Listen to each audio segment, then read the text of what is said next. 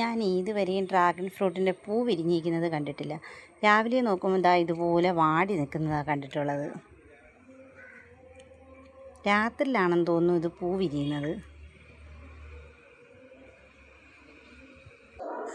2-3 ദിവസം കൊണ്ടേ ഞാൻ ഈ മൊട്ട് വാച്ച് ചെയ്യാണ് എന്നാ വിരിയുന്നതെന്ന് കാണാൻ. ഇത് രാത്രിയിലാണ് ഞാൻ ഈ വീഡിയോ എടുക്കുന്നത്. ഇന്ന് ഈ മൊട്ട് വിരിയും.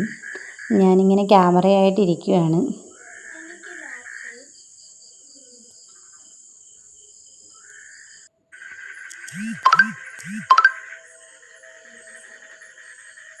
ഇതാണ് ഡ്രാഗൺ ഫ്രൂട്ടിൻ്റെ പൂവ്.